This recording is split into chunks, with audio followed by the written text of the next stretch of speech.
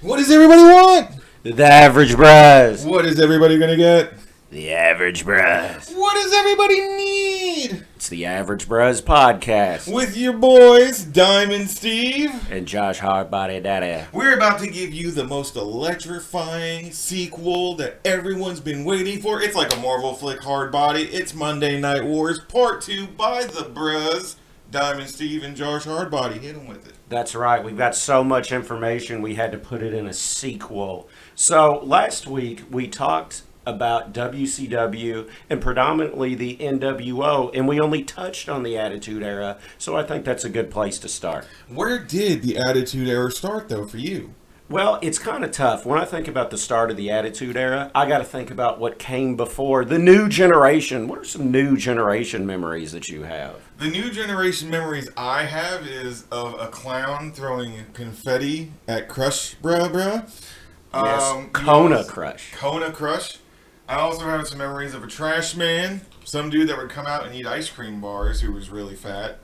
But mostly, if I had to pick true memories, it's of the big names, the only big names from the new generation. Diesel, Razor, Brett, Shawn, Yoko, Taker, Sid, Bob Backlund for a cup of coffee. Hey, they really booked that cross-face chicken wing as devastating, didn't they? That cross-face chicken wing was one of the most devastating finishing maneuvers during the new generation. But when I think about the new generation, I think of a young me losing interest in the WWF. Were you? Yes, I definitely lost interest in the WWF. It was the same old things over and over again, these corny characters that they were trying to feed down our throat. Everyone was over the fact of having a guy who's worth $1 million coming out talking about he's $1 million man. Everyone's over the guy who's like, take your vitamins, say your prayers. The most important thing in this world is that safety belt in your car, brother. More important than this world championship. I want to be fair to Vince in the new generation before we move forward to the Attitude Era itself. Vince was smart enough to know that it was time to move on to something else. Hogan's time was coming to an end. Macho was getting older. And all of these cartoon characters, these larger-than-life characters, they'd been past their expiration date, so he's got to do something different. Well, let's look at it. Even if you're not just looking at the new generation, let's look at the 80s, okay? You have a prison guard. Yep. A millionaire. Yep. A servant. Yep. An Indian. Oh, Tatanka. You have just like a street hooligan with fire on his forehead, on his whole head. You have the superhero Hulk Hogan. Yep. You have the crazy side superhero Macho Man. Then you have the even crazier Ultimate Warrior who's like crashed the plane Hulk Hogan. Oh, take the controls. You even have a Canadian cop, the Mountie. Oh, I love the Mountie. He's so bad, it's awesome. You have the hillbillies. You had a couple of hillbillies. I can tell you this: the Bushwhackers were hillbillies. Oh, too. I love the Bushwhackers. What else you got? You got like the guys in the tie-dyed clothing. Owen's tag team partner. Coco be wearing him coming out as High Velocity? Yeah, High Impact, something like that. I don't care enough to remember the name of it. Yeah. But yeah, no. So you got a formula here that WWE was going with, and they kept going with it, even with the times changing. Yes. We have to do something here that's going to bring audiences in. Now, we have to also think about the audience we already had. So we've had these people that have been watching since the 80s and 90s, and they're just getting bored with the product. Yes. And that's your capital people. By this time, if you were watching in the 80s, you had kids probably, if you were old enough to remember. Yes. So you were having your kids watch. And then you as an adult are saying it's old and stale and it's boring and I don't want to deal with it. That would be what the kids see. So the kid's not going to watch wrestling. Like, why am I going to watch this crap? All they do is talk crap about it. Yeah, and those kids in the 80s and the early 90s, by the mid-90s, we're getting older. We're moving into our teenage years, and we want something edgier. We want something different. We want something, dare I say, real. Dare I say, extreme. Extreme. We'll get more to that next week, though. I've got lots to talk about with ECW. But then we're going to go into the Attitude Era. We're going to talk about this because some of the players from the new generation are still there. They just repackaged themselves. I mean, look at it. Billy Gunn is a cowboy, and then in the new generation, in the new generation he's a cowboy, and then in the Attitude Era he's like a what would you call it? Like a flamboyant, I love myself kind of guy calling himself Mr. Ass. Yeah, I guess. And then you've got a guy like Bradshaw. He's just a cowboy, and now he's with the acolytes, and they're sacrificing people to the devil. Yes, because no, honestly, for me and you sitting right here right now, when did you actually start caring about Bradshaw? When he got in with Farouk. When the ministry was going on, right? The ministry was going on during the Attitude Era. Yes. That's something we can hit on a little bit later. But what was the catalyst of the Attitude Era? Well, there's a couple different questions here. Sure. I'm going to give you a multiple choice answer. Sure. Is it the Montreal Screwjob? No. D-Generation X? No. The Austin promo from King of the Ring, 1996. Ding, ding, ding, ding, ding. It's the Austin promo from the King of the Ring, because without that Austin 316 promo, we don't get Stone Cold. Without Stone Cold, we don't have the feud with the Mr. McMahon character. Without that feud, we don't have the Attitude Era. I also have to say this. Without that feud, I don't think The Rock and Stone Cold would have had these classic WrestleMania matches, because he wouldn't have had to pick someone to fight for him. You know what I mean? He wouldn't have wanted his champion. I'm talking about Mr. McMahon here. Yes, And how he the corporate champion. Yeah, the corporate champion, the people's champion, my champion, The Rock. But let's start with that King of the Ring in 1996. Everybody remembers Jake the Snake Roberts. He was sober. He's coming back, and we just want to will him to win. And he gets in the ring with Stone Cold Steve Austin, and Stone Cold Steve Austin just absolutely destroys him. But in kayfabe, he also got destroyed by Vader earlier that night. And Vader got disqualified, and that's the reason why Jake made it to the finals. Yeah, he had to have the babyface sympathy, and by golly, he got it. However, we had an edgy guy that we were just easing into wanting to root for, and this is the start of us. Hey, I've got a reason to root for him now. He had this catchy saying now. You thump your Bibles and say your prayers. Austin 3:16 says, I just whooped your ass. Now, a lot of people, the WWE tries to portray that Austin 3:16 promo as Austin's a superstar overnight. And he's really not. It's the start of his build of becoming a superstar. I agree. I also like to bring up a very valid memory, or vivid memory that I have of Monday Night Raw after the promo, after all that. Actually, I think it might even be before the promo. I'm not 100% sure. I don't think it is. But when he's going to Byron Pillman's house, when Pillman or Austin are feuding. And Pillman's got a gun. Pillman 9mm says, Austin 3:16, come to my house and find out what happens. Yeah, that's after the King of the Ring promo, but that's a quintessential Attitude Era moment. It's edgy, it's real. We don't know what's going to happen. Is this planned? Is it not? People were pissed about it. People were legitimately mad. You had parents writing WWF and being like, I'm never letting my kids watch this television again. You guys are a kids show, yada, yada, yada. Which I've never looked at wrestling as a kids show. No. Now, don't get me wrong. It is labeled to kids. But if you're letting my parents let me watch wrestling. So really what I was about to say doesn't make any sense. But if you're letting your kids watch the Attitude Era, you have to make a conceived decision here that they're going to see half-naked women. Mm-hmm. They're going to see dudes bleeding from the head. Yep. And we're not even talking about like 80s bleeding from the head where they're blading. Like in the Attitude Era, they were stealing from ECW. So these dudes were taking unprotected chair shots. They were getting color the hard way, Yes. as they say in the business. Yes. So when we think more into the Attitude Era, what else do we got here? Well, you brought up the women. You've got Sunny, you've got Trish, you've got Lita, Stacy Keibler. No. Stacy Keibler is after. Oh, the that's Attitude right. Era. She doesn't was come with over. WCW. That's right. Now, if you want to talk about women during the essential Attitude Era, people will sit here and throw out Sunny, Sable. What about my girl Jackie, who could work and still, I would like to take her out to dinner. That's all I'm going to say. Jackie was definitely underrated, but sadly, my most vivid memory of Jackie is when she's on another wrestler's shoulder and she gets her top ripped off. Oh, yeah. That happened. What about Melina? You had her coming out with Goldust, who was already provocative as it was. You know what I mean? Like, he's something you never saw in wrestling. Like, coming out, he'd be on the top rope fighting a dude, and all of a sudden just kiss him on the lips and make him fall, and you would think that dude took, like, a Canadian destroyer off the top rope. Yeah, Dustin Rhodes coming out as Goldust is a guy that came out in the new generation, but really, really fit in that Attitude In the Era. Attitude Era, yes. He may have came in that 96, 97 time frame. Mm-hmm. But he was more of an Attitude Era star. I mean, look at some of the other people we had during the Attitude Era. You had a pimp. The Godfather. You had a porn star. Yep. The Big Valboski. You had Chinese men who were clearly trying to cut off the porn star's wee-wee. Oh, that's right, Kai and Tai. Yes, oh, Kai I and haven't. Tai. Taka Michinoku. I hadn't thought about him in a Then, long you know, time. you can talk about the guys that you want to talk about, like DX, who are doing their thing. Then you have the Montreal Screwjob, which is the birth of the Mr. McMahon character. It's sad, if you think about it, that WCW wasn't able to capitalize on the Montreal Screwjob better. Yeah. I think we're getting a little ahead of ourselves. The Attitude Era hadn't started yet, right? We have the Austin 316 promo. That's the birth, the very start of the Attitude Era. But we're not quite there yet. Austin isn't the big star. Mr. McMahon's not this heel character that everybody wants to see get stunned and beer poured on him yet. We still have Farouk Assad.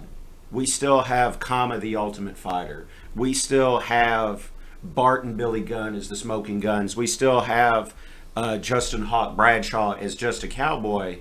However, they start to reinvent themselves. Vince allows them, and they are allowed technically, to if you want to themselves. get technical, by that point, Rockabilly wasn't even Billy Gunn anymore. He was Rockabilly with the Honky Tonk Man, and that's when you slowly see him transform himself into the badass Billy Gunn. Because him and the roadie, who's also got a shitty ass gimmick. Yes. Armstrong, I can't think of his real first name. Brian? Or is that his brother? Something like that. He's part of the Armstrong family. He's part of the Armstrong family. Bullet Bob and all that. Road Dogg, we'll just call him that. The roadie also had a shitty ass gimmick. And you want to sit here and talk about people who change their gimmicks up. I mean, those are two you need to bring up. Then you have Farouk, who is walking around looking like a black Spartacus. What are they thinking? This is the first African-American NWA World Champion. Mm-hmm. And you have him coming out looking like a blue Spartacus. Yeah, All-American football player, champion in the NWA, and we're not even calling him Ron Simmons. What are you thinking, Vince? But they fix it. They fix it with the Nation. We are the nation of domination. Nation of domination. And I honestly thought that was more of a catalyst for the Attitude Era. When you saw all these dudes start doing these edgier, gripping you to their promo. Like, some people watched, if you talk to people back in the day, like when I talked to people when I was in like middle school, like, what do you watch wrestling for? You know, maybe we can one day, if we ever, you know, make money off this stuff, which we never will, go around and just randomly ask people, like, what did you used to watch wrestling for? 9 times out of 10, they're going to say, I loved when Austin did this or this. But you're going to have that one that's going to be like, I love the Nation. Or I love the biker gang because it spoke to me because my dad used to ride bikes. Or I love the clown because clowns scared me.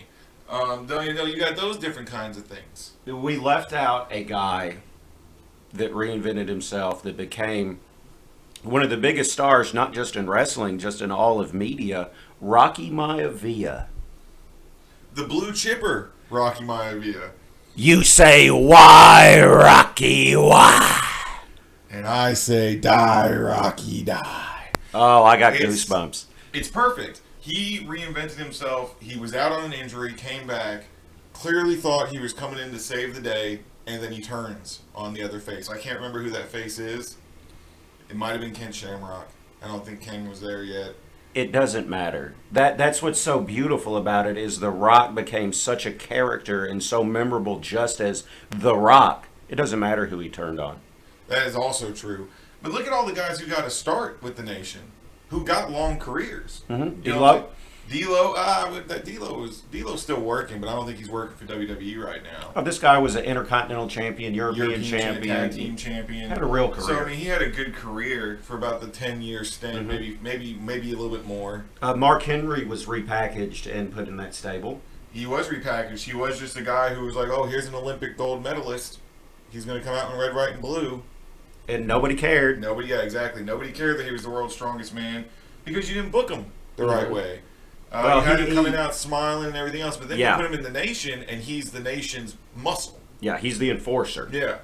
And it works perfectly. This guy is the world's strongest man. Like, he is still able to probably not today, but I know like 3 or 4 years after being in the WWE, he was still doing some competitions and still lifting more than half of our audience could. Yeah, and Mark Henry really didn't get over until that Ruthless Aggression era when he became the House of Pain. Oh, what is it, the house, not even the House of Pain, the Hall of Pain, Something when he like was that. like inducting people into the Hall of Pain, and that's when he got his only title one. Yeah. He title win, but during that time you believed it and you felt like he deserved it as a heel, sitting here putting everyone on the shelf. Yep. Who else do you put the belt on at that time for being a heel? And without that run in the nation, that's not possible. It probably wouldn't have happened. Because, he also had some shitty things happen during the Attitude Era. Let's talk about sexual chocolate. Oh, with Mae Young Oh, and my giving God. birth to the rubber glove, and oh my goodness, Vince Russo. Oh man, Holler at me, Vince, because I don't understand any of that. golly. But then you got Kama. Kama Mustafa. Now, he never gets over as Kama, but he's repackaged as the Godfather with the Ho Train. That doesn't even happen, though, for like a year after the Nation, because you got to think about it. The Nation was around for like 6 months or so. Then The Rock joins. The Rock does the right thing and is following Farouk's lead, and then they slowly start to do the storyline where The Rock is like always stepping in on Farouk, taking the tag and pinning the person, not helping Farouk, and being like, "Oh, I didn't know. I'm sorry." But one of my favorite Rock and Farouk segments is the Nation's all in the ring, and The Rock's giving Farouk a gift. And the gift is a picture of The Rock with the IC title. Well, and that's when The Rock tremendous. officially took over the Nation, because Yes. he takes that and smashes it across Farouk's head. And it's the best. And that's when you slowly start to see these guys do their gimmicks. Like Mark Henry becomes sexual chocolate. The Rock is not coming out in the tribal colors or anything like that anymore. Yeah, the Nation of Islam yeah. stuff. He's coming out in like polos and like flashy shirts and the glasses and the gold necklaces, and then you got Godfather who officially shows up, and then you have D'Lo wearing the vest and doing the head thing, and Oh, I love D'Lo. then He's you the have best. DX, the new DX, not Shawn Michaels and Triple H, but you Yeah. have the DX after WrestleMania 14, and you have that great feud of the Nation versus DX, Triple H, X-Pac, Yes. and the New Age Outlaws. Well, and by then the Nation had added players like Owen Hart. Yes, Owen was. You were Yeah. correct, because Owen, they weren't doing anything with Owen at that time, and they were like, I guess we need to give him something to do, and we're going to put him in the Nation. I am not a nugget. I'm a Blackheart, damn it! Woo! Hey, Owen was really great, and I really wish he had lived long enough to get the game gimmick that he was supposed to get that they gave to Triple H. I think that would have been absolutely tremendous to see. Owen should have gotten a title run way before his time. To be fair to Vince, do you think Owen needed a belt? I don't think Owen needed a belt at the time. Like when I think of '94, which is in the new gen, we're going backwards here. But when I think of Owen Hart, I think of mostly the thing you think of the most is his feud with Bret, with the cage match and obviously the WrestleMania 10 match, where he proves that he doesn't need a belt and he just needs to be that thorn in Bret's side every so often when Bret doesn't have one to feud with, or always have Owen around, because like technically Owen's the reason why Bret lost to Backlund. Yes. If he begs Martha, I think that's Martha Hart, right? Yeah, I think that's the mom's name. So it's just like Batman and Superman? Oh, why'd you say that name? So then you get Owen, who gets him to throw in the towel and everything. He's not directly feuding with Bret, but he's still there to screw with Bret. That's what I think of when I think Owen Hart. I don't like to think of the Nugget or The Blue the coming Blazer. out looking like the traffic sign with the yellow. Like I thought the Black Heart Owen Hart was perfect when everything first happened with Bret and Owen was kind of stuck because Davey Boy left, Anvil left. Yeah. When Bret got screwed over, obviously Bret left. By this time, Brian Pillman had passed away, so all of the Hart Foundation's gone. And he's the only one left. And they were booking it right, you know what I mean? Like having him come in from the crowd, beat the crap out of Shawn Michaels, and then leave for those couple months. I feel like you could have maybe put the belt on him then, and then maybe have him drop the belt again to Shawn. And Yeah, let him you crooked could way. have. But besides the point, do you think that the Attitude Era started? We already know that probably, we clearly know it started with the Austin promo. That's the Do you genesis. think WWF accepted the Attitude Era the minute we started seeing the new entranceway for Monday Night Raw every week? The big Titantron, the ramp coming down to the ring, the red and black instead of the blue. Yeah, the Raws wore the Yeah. the chain link fence, barbed wire aesthetic. I think the WWF/E, whatever you want to call it, is starting to lean into the Attitude Era, but they don't embrace it until you get that Mr. McMahon character.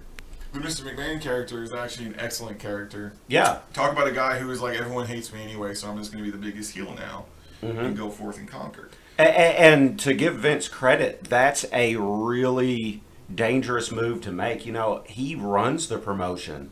Well, and I'm supposed to boo him? It clearly doesn't work. I mean, look at it. Look at a lot of people who have done exactly what he's done, running a promotion but being a character at the same time. Like, you have to take the heat. Like, he took the heat when he won that Rumble and became the #1 contender. He took the heat when he became WWF champion. But he always did the right thing, too. He just dropped it immediately and then had some kind of tournament and tried to fix it to where one of his guys would win. And then, obviously, like Austin or The Rock, when they were faces, would win. And, you know, like, it's He-Man! Yeah, and to quote Eric Bischoff, what Vince did is he used controversy to create cash. And he created a whole lot of it. Yes, he did. Because you got to think about it. We go back to the Montreal Screwjob, and then you have Vince probably shoot one of the best on-screen interviews when he says it's all Bret's fault. Bret screwed Bret. I didn't do anything to Bret. Bret didn't want to do business. So I'm going to do business for him. Bret screwed Bret. Yeah, Bret's a big mark for himself. And I don't know how Vince let himself get in that position. That's really silly. We still would have gotten the Attitude Era if Bret Hart stayed in the WWF. Yes, it would have just taken longer to take off. You really think so? Yeah, because you still had a edgier, realer product. Vince Russo was still writing for them, and Vince Russo takes a lot of heat. However, if Vince Russo has a filter like Vince McMahon, they can really make some compelling television. I mean, they obviously did. Look at the Attitude Era. The Attitude Era, I'm not sitting here giving Vince Russo any credit because he wasn't the man. He was a guy who worked for the man. Yes. And then the man told him, no, that's stupid. We're going to do it this way. And, you know, they were still taking Vince's ideas, Vince and Vince. To eliminate any confusion, I'm going to refer to Vince Russo as Vince and then Vince McMahon as Vinnie Mac.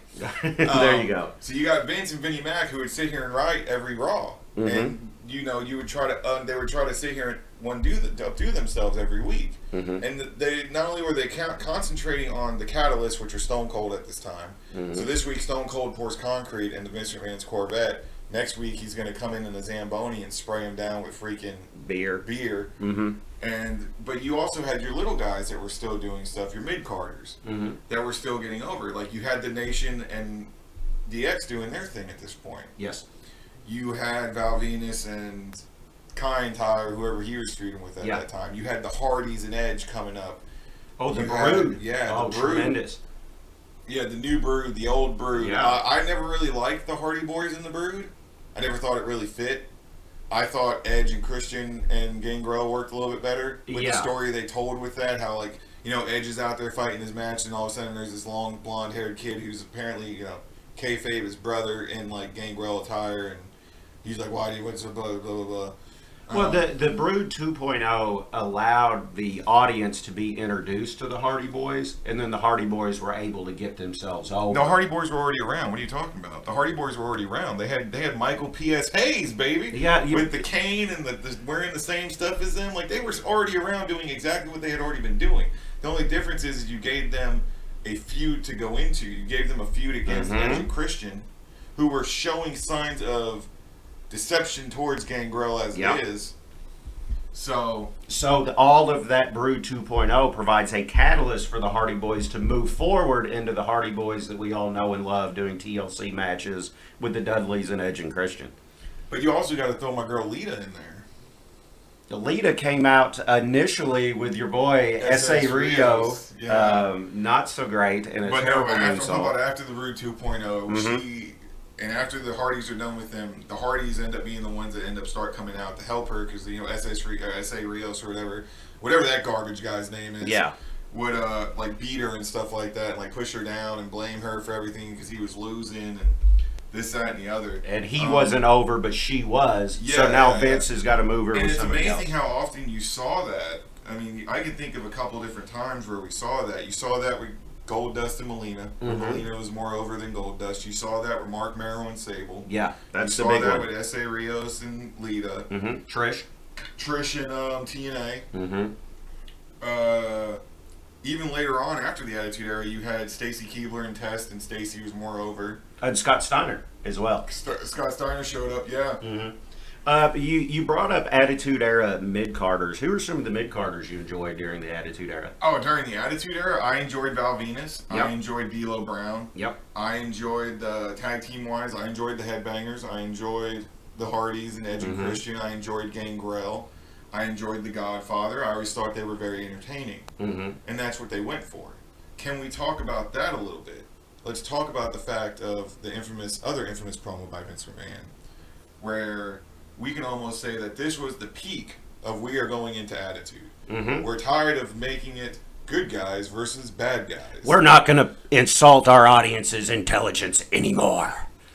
We are here at the World Wrestling Federation and Superstars, and we bring you wrestling entertainment. Key word there, entertainment. And we think you guys are not dumb, and we don't want to insult your intelligence anymore. Do you think that was the right thing for Vince to do? I think it was already long past the time of kayfabe. Kayfabe could have still been a thing. Vince is just telling you it's not just going to be underlining good guy versus bad guy anymore. You can have a good guy who's going to pick up a chair and use it against his opponent and not care. You more had, again, they use this word a lot with Austin, the anti-hero. Yes. That's what you had going on. You had a bunch of anti-heroes, and then you had a bunch of heelish guys that were still doing the heelish things just a little bit more. You know what I mean? Like, people were cheering Austin when he broke Brian Pillman's ankle, because people didn't like Brian Pillman. Because he was part of the Hart Foundation, and they clearly did not have a following in the U.S., but you put him in Canada, and they were over his all get out. Yeah. But you have all these different elements going on. A porn star should be a heel. Yes. Val Venus was a face.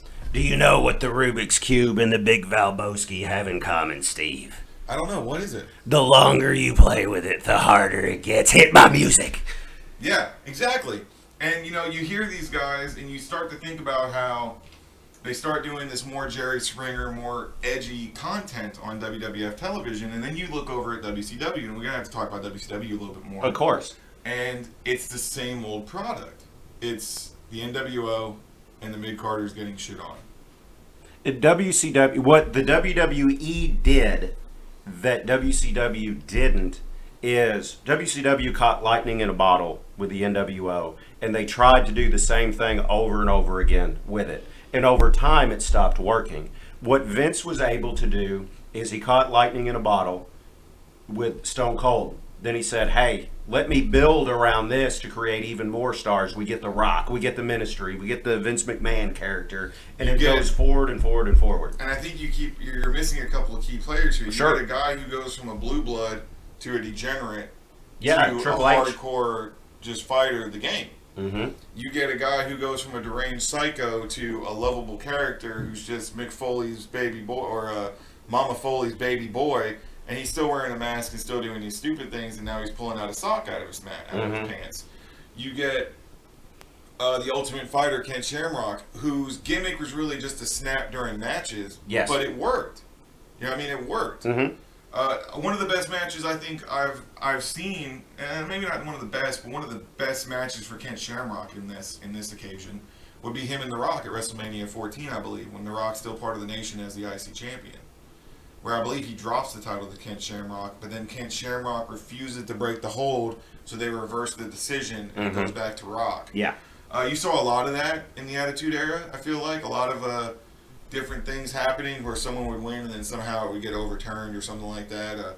You had the actual smart booking of a heel would cheat and then another ref would come out and be like, no. He hit him with the chair, reverse the decision. They had a lot of screwy finishes all the time to keep that interest We can credit that to Vince Russo. Yeah, and doing all those screwy finishes and angle after angle after angle is called hot shotting. It gets your territory, or in Vince's case, the viewership all fired up, and it pops people up, it amps people up until it's just a fever pitch, and then you have the big blow off. However, at the end of the day, you get a big fall off after hot shotting for so long, and that's what we saw in WCW.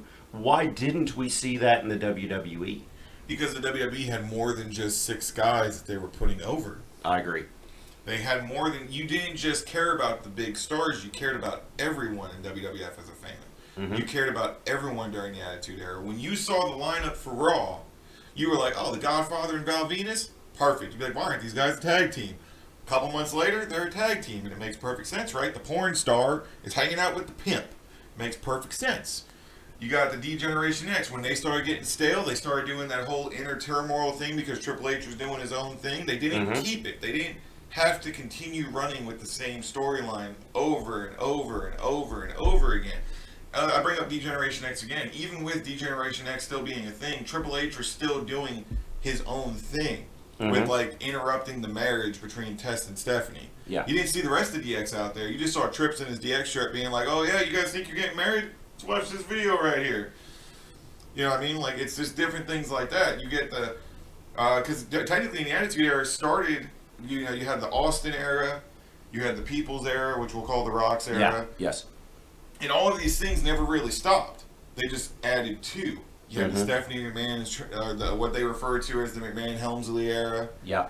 You know, and all these different things going on, and it wasn't just one thing that you cared about. Like WCW, I only watched for the NWO, and then that got stale.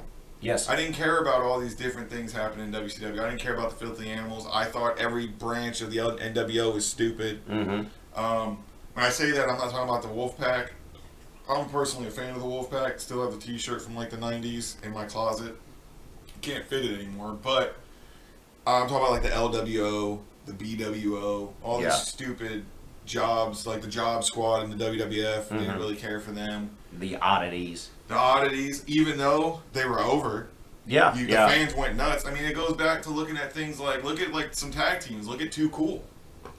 They were over. Speaking of a guy that got repackaged, Rikishi Fatu. You know, the guy goes from one of the head shrinkers who's a nobody to a really lovable character that everybody loved and jumping off of the cage and all that. You got to think about where we're going from there, though, because like not only was he a head shrinker, he becomes the hip hop like Fatu, then he becomes Ming, or he becomes Ming and then becomes the hip hop Fatu, and then gets repackaged and is supposed to be this monster guy, and then just again. Lightning in a bottle with Too Cool. And he stuck with Too Cool. So you got different things going on. Again, like we can sit here and talk about the Attitude Era, I feel like, longer than an hour. Of course. Because there's tons of different things going on. Steve Blackman, another guy I didn't mind watching. You know what I mean? Because he was different. It was different. What was Blackman's tag team with Al Snow? Head Cheese? Oh, man, I love it. Yeah, or Al Snow. There's another guy. He could work. Yeah. Now, he did a bunch of hardcore stuff, but he could work. Yeah. Do you feel like the Hardcore Championship was just a reminiscent or a play on words to get them to get some ECW fans? Well, there's a couple of things going on with this because the Attitude Era really had its birth in ECW. Because if you compare what ECW was doing and what the WWE starts to do, it's the same thing, just watered down. It's violent, but it's a little less watered down. It's sexy, but it's a little less sexy. It's cursing, but it's a little less. And they take a product that doesn't really have any shot at going into the mainstream, and they make it mainstream. And it's brilliant. Oh, exactly. Because when you watch ECW pay-per-views, they're female escorts, wrestlers. They're coming out in like see-through things, clearly wearing thongs and like low-cut bras. They look like hookers. Yeah, okay, perfect. I wasn't going to say it. Yeah, perfect. That's what it is. And you can't put that on national television. Now, Paul Heyman can do very well in Philadelphia. He can do very well in the Northeast, that he did. However, when he tries to push it to a nationwide audience with a nationwide network, it's not successful because no network is going to allow that to be on their television station. Oh, you're absolutely right. And with WWE, you had like the onesies and twosies here and there, but you didn't see the big like flesh until like pay-per-views. Like Sable coming out with like just body paint on her breast. Yeah, that wasn't on cable TV. You saw even gown matches, but I mean, I'm pretty sure they got that approved by the network. Like, hey, one of these girls is going to probably be in a thong. But you know, you can get that stuff approved beforehand, or at least talk about it, make sure it's cleared. So the Attitude Era had a bunch of different stuff going on. And I know I keep going back to that. And you can sit here and talk about it probably, again, longer than an hour. But what are some of the catalysts other than the Austin promo, that you think about when you think about the Attitude Era? I think of the submission match at WrestleMania where Austin passes out in the sharpshooter and blood's dripping down his face onto the mat, because that's when it's okay for everybody to cheer for Austin, because we were waiting months and months and months. Like, I want to cheer this guy, but I don't have a reason to yet. And oh, yay, now I do. Yeah, I think of one of the catalysts for the Attitude Era, and probably WWF winning the war, would be Tyson coming in for WrestleMania 14. A lot of people say that. For me, I didn't care that much about Tyson. I thought they did a really good job. Like when he came out on Raw, and then Austin comes out and goes, "You may be the man in the boxing ring, but this is my turf," Yeah. and then flicks him off, and then pushes them and all that, and everything goes, and you got Vince screaming loud enough to where you can hear him without the mic. "You ruined everything!" Like, it sells you on it. You know what I mean? Like, it's perfect. Oh, yeah, I understand why people love it so much. Just me at the time, I didn't think it was that huge a deal. What would you say is the quintessential pay-per-view for the Attitude Era? I don't know that there's a quintessential pay-per-view. A quintessential moment for me is the I Quit match between The Rock and Mankind with those unprotected chair shots. That's the Attitude Era in a soundbite, so to speak. You're talking about when The Rock is clearly hitting Mankind cuff behind his back Hard. and then the point where they had to use a recording of Mick Foley saying "I quit," which they turned into a swerve for the storyline. Yes. But clearly Mick wasn't talking. And then the match was so brutal that Mick's kids were visibly upset, not just in the crowd, but in the backstage area after the match. Yes, exactly. Honestly, I would say the pivotal pay-per-view is WrestleMania 17. Mm-hmm. Tell me about it. Well, the reason why I say that is because not only do you have Austin and The Rock with like one of the greatest pre-packaged promo videos ever, Absolutely. but you have a bunch of different stuff going on during WrestleMania 17. You got Test doing the U.S. title, or not the U.S. title, the European title against Bossman, I believe, or William Regal, and you got William Regal versus Jericho. You got the Radicals in there, and then you got WCW sitting in the stands, because it's this is the end. If you ask me, this was the end of the Attitude Era right here. This was the goodbye to the Attitude Era pay-per-view. You had the first of three that no one wants to talk about, Triple H matches versus Undertaker, because this is where the first one they fought, even though really all you really ever hear about is their two. Yeah, those two great matches. Yeah, but this one, I feel, was just as good. You got Biker Taker. You got they're just, I don't even think they're talking about the streak yet.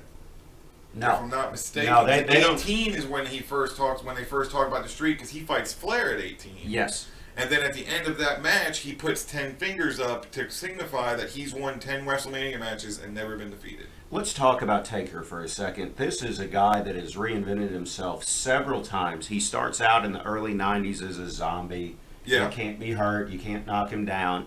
Then it gets toned down a little bit, and he's in the Ministry. He's feuding with his brother, which is a great attitude. No. He's feuding with his brother before the Ministry. Yes. Because he's still a face. Yes.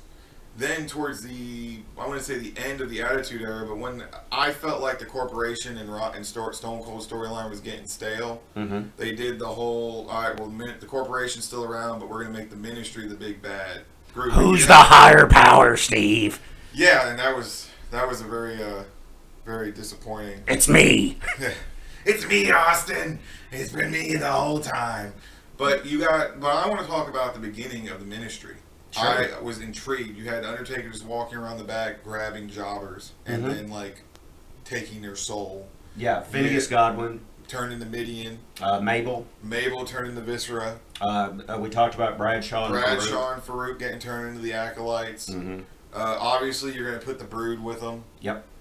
And at that point, it was still Edge and Christian and Gangrel, because they were in the Ministry. Yes. Kane eventually, I think, joins the Ministry.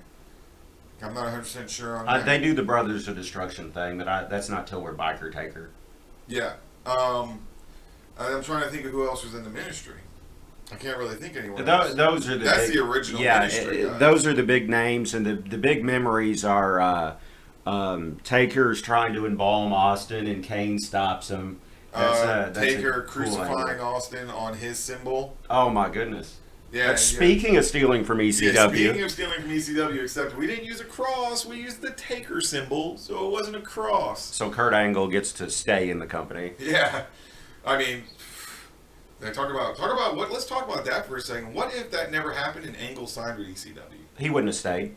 Just so? like everybody else. Do you think it would have been one of those moments where they would have, like, WWE or WCW would have seen like 6 or 7 of his matches and been like, yo, this guy's too good to be in this hardcore territory? That's exactly right, because people talk about ECW like they had Rey Mysterio, Eddie Guerrero, Chris Jericho, RVD, Sabu, Mike Awesome, Taz, all these guys, Steve Austin, all these guys at the same time, and they didn't.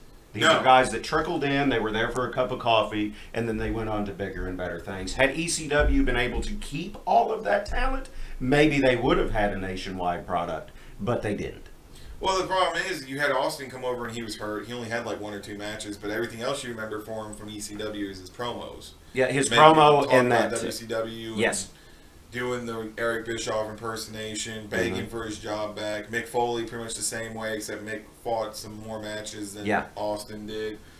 You had, the Benoits and the Malenkos and Eddie Guerrero and all of them. They fought a couple matches, couple cup of coffee matches, and then went over to WCW. Yeah. Jericho, I think, only had like 7 matches. I don't even know that it's that many. It's not many.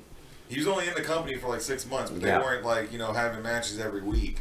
Or he wasn't, you know what I mean?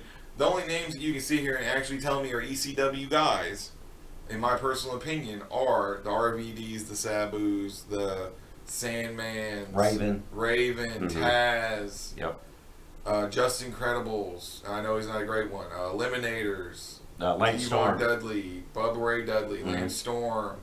All these guys we can talk about, and let's talk about Lance Storm for a second. Just a little. Can I be serious for a second? Just a little tidbit here. Let's talk about that chair shot from the very first pay-per-view where he almost got booed out of the building for just tapping RVD with that chair. That was a pretty abysmal chair shot, and he's got to know better than that. Well, he's got to know better than that, but also Lance Storm isn't a hardcore guy. He's a technical wrestler. So don't do the spot. Exactly. So what else do we got for the Attitude Era? We talked about the mid-carders. We've talked about the big feuds. What about some things that you didn't like in the Attitude Era? Oh, some things I didn't like in the Attitude Era. We already talked about Sexual Chocolate. Mm-hmm. I didn't dig that whole thing with him and Mae Young. Yeah. I didn't dig. As much as I hated, I know it built Sable up. I didn't dig her powerbombing Mark Marrow because he was a talent and he could work. Johnny be bad. And you completely just ruined him when you let a girl beat him. A girl that's not Chyna, by the way. Now, a girl like Chyna could probably beat my ass back in the day when she was Mrs. Wardy Magoo. I didn't like Chyna having the IC belt at all. And I understand why Jeff Jarrett had such a problem with that whole angle. Well, Jeff Jarrett also didn't do business. And also, that's another thing we can point out at Vince Russo's fault for not getting it set up to where he would drop the belt before he lost his, or before his contract was up. Yeah. Because his contract was up, and then he was just like, hey, Vince, you want your belt back? LOL, give me the money for TNA. Yeah, Jarrett never really fit in the WWE. He's a Southern guy. He can wrestle, but he just doesn't have that New York it factor that Vince is looking for. But he worked with Owen Hart. Like, I enjoyed him and Owen Hart's tag team. I thought they worked pretty well together.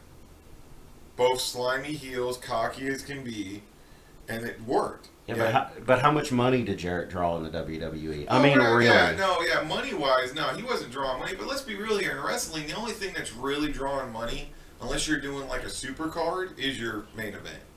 Yeah, I agree. And he's not a main event talent in the WWE. I mean, he's not a main event talent anywhere you look. He's capable of working a main event match in a company like WCW or a company like TNA. He just doesn't fit in WWE. Jarrett match where he doesn't use his guitar in WCW. Get that to me. Oh, that's probably true. I don't know that I can do that. Exactly. So, but the Attitude Era is such a pivotal moment in wrestling. It brought in new fans. It kept some old fans, some people, some wrestling. What's the word I'm looking for? Purist. Sure. Wrestling purists didn't care for it. No. I'm pretty sure Cornette didn't care for the Attitude Era. Yeah, Cornette had all those promos about, this isn't wrestling, this is smut. I want to watch wrestlers wrestle on a wrestling program. Yeah, but there you go, though, right? Like, Vince knew. Vince let him do it on his TV. Like, I remember those promos. Oh, they're tremendous. They're so and good. I remember the promos that he would cut on WCW. So people talk about first jabs and this, that, and the other at each other. And, you know, we can talk about the Billionaire Ted skits that WWF did. But if you ask me, when you let Jim Cornette get on there and just talk crap about WCW, and Jim Cornette is compelling. I may not agree with what he's talking about, but, man, he sells it. To be fair to Jim, he was talking bad about the WWF as well. Oh, I know. But he also knows that. Yeah. He also was there, and, you know, it's funny when you hear all these guys talk about, like, the Montreal Screwjob and the Attitude Era and T-Generation X and all this and all that. Putting money in your pocket, though, there, Jim Cornette, because you were still employed during the Attitude Era. Yeah. But here's a big question. Was the Attitude Era good for wrestling, bad for wrestling, or something in between? Something in between. I'm listening. I would say it's probably good. It was good because it kept wrestling alive. It kept it to where it was two companies. Because if they kept doing what they were doing, WCW was going to beat them, and then we would have only a product of old guys. Yes. Bad because you had kayfabe was no longer a thing by the time Attitude Era ended. You had all these dudes doing interviews out of character, and I always go back to this one, and it's not during the Attitude Era, but I remember back in like 2015, I'm watching a Bray Wyatt interview from a radio station, and he's not being spooky scary. He's just like, yeah, man, blah, blah, blah, blah, this, that, and the other. And it's like, bro, you're spooky scary like some cult leader, and now you're just like some chilling dude. Like, that bothers me. I give it to the guys who lived their gimmick. Ric Flair lived his gimmick, and now his age is showing, and that's why. Hogan lived his gimmick, and now he can't hardly move without walking without a crutch. Yeah. Taker lived his gimmick. Taker didn't do outside interviews until like this year last year when he officially retired. And whenever he did do the interviews, he was a zombie. Yeah. He would get yes or no answers. Like, you never knew his opinion on the Montreal Screwjob until he officially retired and told you the story, and you got confirmation that, yes, he was standing outside Vince's office, one, to wait for Vince and be like, what the fuck did you just do? And then secondly, I'm not going to let anyone get to you and touch you. Don't you think Vince saw the writing on the wall with the death of kayfabe, with the birth of the internet? Maybe, but I don't think we can give Vince that much credit. I don't see Vince as a swabby guy who's using the internet in 1998. I mean, because they didn't even have a website till like 2001, 2000? Oh, I don't remember. Yeah, I don't remember that either. But yeah, the internet is the killer of true kayfabe. Because look at this. Look at. All right, let's talk about big news this week in wrestling. All right. Okay. Let's talk about it. Paul White is All Elite. I love it. You love it, but this was the '90s. You wouldn't know a dude was in another company until he showed up on TV. Think about the Radicals. And let's bring up the Attitude Era. Let's think about the Radicals. Benoit, Saturn, Malenko, Eddie Guerrero. You had no idea those dudes left WCW. None. Until you watch Monday Night Raw, and there the four they are in the front row. You're smart enough to know and old enough to know that, well, they're working for this company, obviously. Well, yeah. We've seen WCW do it with, like, Six Pac and Ted DiBiase and Luger. Vincent and Luger. All these other guys. Like, if they show up on TV, they clearly aren't working for the other company anymore. Because if you go back to, 2 years ago when Adam Cole first showed up and Britt Baker was in the audience, they did not show her at all. And you only caught her in glimpses when they really couldn't do anything about it because they were doing the ring. Also, Tony Khan, give my girl Britt the rub. Come on. Didn't she win this week? No, she got beat by Nyla Rose. Oh, my God. Oh, it hurts me. It hurts me so bad. Soul, and I need to see what Big Show's going to do in AEW. Like, everyone's talking, like, is he on screen? Is he going to be in the back?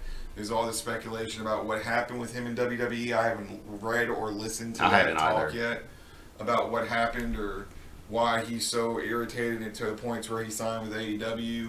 Because let's be honest here, out of a lot of people, we can sit here and name company people. Big Show has been with the company for 22 years. Yes. And then suddenly decides to leave. Do you see that often? No.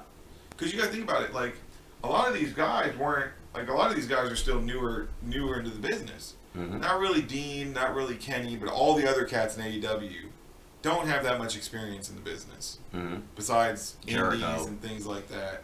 No, you got Jericho, but all these other cats are all indie stars. Yeah. Whenever they were on TV before, they didn't get over. I'm talking about the Young Bucks here. When they were in TNA as Generation Me, they didn't get over. No. They actually jobbed like every match. No, they got over in Japan. Yeah, okay, but let's think about that. That's a couple years later. Yeah, I know. they've been in the business. They apparently been in the business for like 20 years. Mm-hmm. One of them used to be a jobber for WWE. Yeah. Nick or Matt, whichever the older one is. Balding Buck. Balding Buck. We'll refer to him as Balding Buck. Even though I love the Young Bucks, taking Canadian Destroyers and kicking out in a 2 count, though, we need to have a discussion. I think all this raises the question, is the Attitude Era something that we could do again in wrestling? Would it work today? Would it not work? Why did it work then? Where do we go? It worked then because you had a corny product. The product was corny. Mm-hmm. It was the same shit you've seen since the 80s, trying to give you these over-the-top characters that you couldn't buy anymore as an adult. Do I think the Attitude Era, the same thing could work again? No, but could you do a variation of it? Yes, and I think you're getting that. What exactly? I think you're getting a mixture of that with AEW. I'm listening. A mixture of the Attitude and traditional wrestling. Because you have some dudes that go out there and wrestle. Sure. Traditionally wrestle. And then you got like this upcoming barbed wire death match. Oh, I'm so excited. With Kenny Omega and Moxley, which I will be tuning into and I will be watching. Definitely. Here's my $60. I'm also curious in watching Jericho and MJF take the titles off the Bucks. Because I'm pretty clear that's probably going to happen. And then there's going to be dissension. There's going to be dissension within the inner circle, and we're going to see what they're going to do. Sammy Guevara hasn't been on TV since he walked out on the inner circle. Big fan, Sammy, by the way. Yes, I'm a huge fan. I think you need to work a little bit more. You're still young, still doing some botches, but I mean, that stuff happens, and I'm not an expert by any means, so don't take what I say. He did almost kill Matt Hardy. He did almost kill Matt Hardy, but then again, Matt Hardy's at the age, and maybe we shouldn't be doing these kind of matches, Matt. Yeah, or at least not taking that bump. Yeah, exactly. I am enjoying the Big Money Matt gimmick. Mm-hmm. I'm enjoying what he's got going on with Hangman Adam Page. I think that's going to be a great match to watch. Is Hangman ever going to officially join the Dark Order? I don't know. He is clearly doing like, I don't need a group thing because he feels like he got screwed over by the Elite and he doesn't have his friends anymore. But he's got the Dark Order. Adam Page, your drinking screwed you over. That's a true statement. But no, when you sit here and think about, can you get the Attitude Era back? I think it's over. It's done. It was a moment. You can almost call it a gimmick that's ran its course. Could you do something different? Yeah. Could we be a little more edgier? Yeah. But we're past the Attitude. The Attitude is gone. WWE, especially in WWE is a publicly owned company that they're never going back to that. They're not going to be sitting here showing you tits and asses. They're not going to be sitting here flicking the middle finger off. Because when you do see that, you hear about how the backstage is pissed off about it and everything else. And that's the big thing, is when the Attitude Era was going on, this was a privately owned company.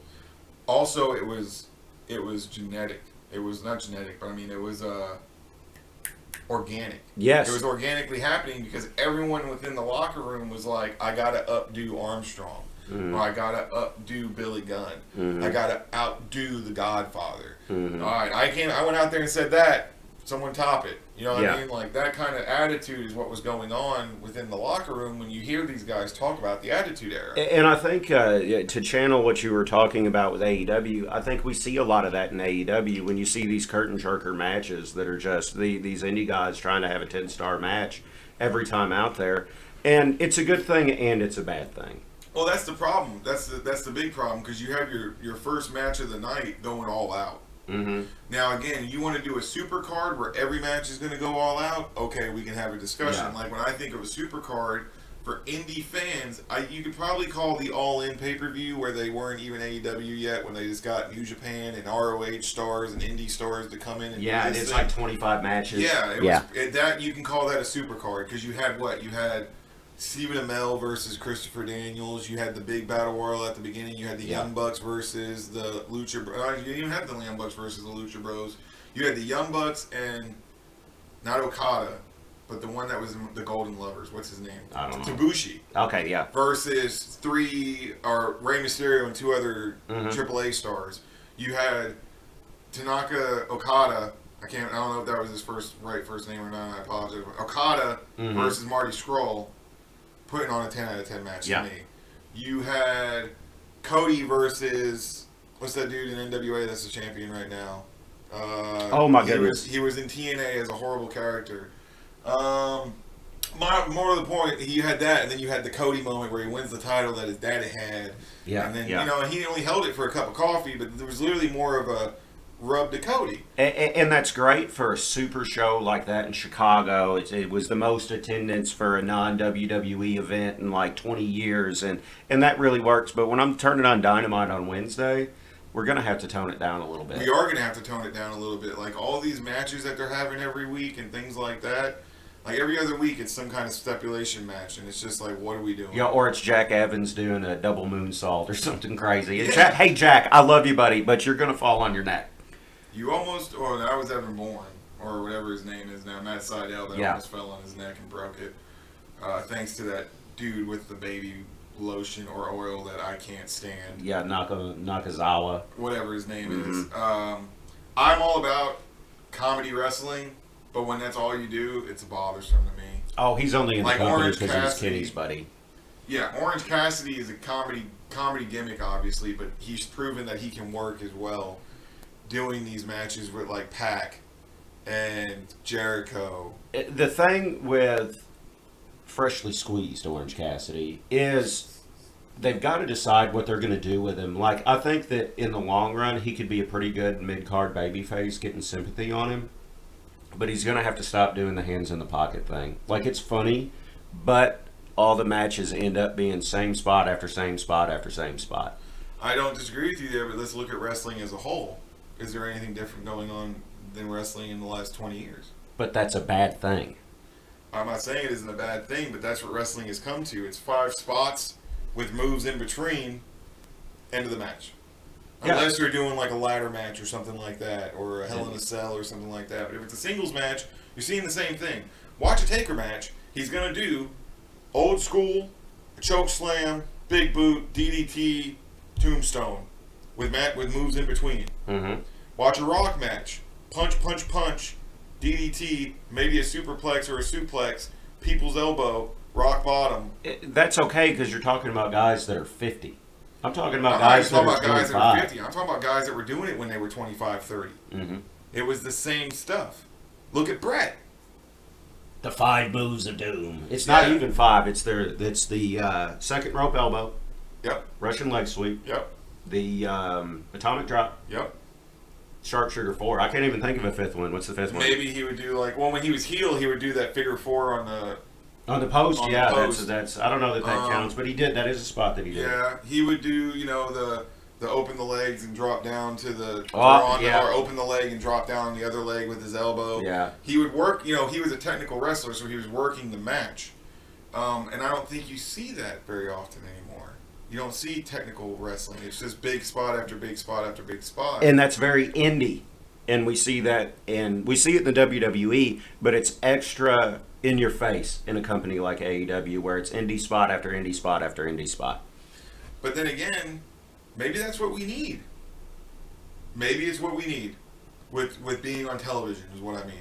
A lot of people weren't seeing that kind of stuff. I wish I could agree with you, but they're not bringing in new fans. It's the same 700,000, 800,000 that are watching it every week. Well, that's because people are habits or creatures of habit. I agree. Like even you had people that were still watching WWE when it was terrible Mm-hmm. because it's a habit. You didn't have. Then you had some people that were changing over to WCW, but I'm pretty sure you can probably find some people that strictly watched WWE even during the new generation, and didn't bother to watch WCW. But those are people. But it goes back to what you were talking about. It goes back to your New Yorkers and Northerners who aren't watching Southern wrestling. Those are people that you're never going to lose anyway. What we've got to think about is creating new fans, and I'm not saying either company create new fans. No, neither company is creating new fans right now. I mean, maybe you'll have the dad who's no longer watching and had the son that watches and the son still watches. So really, you're doing a 1-for-1 trade, really.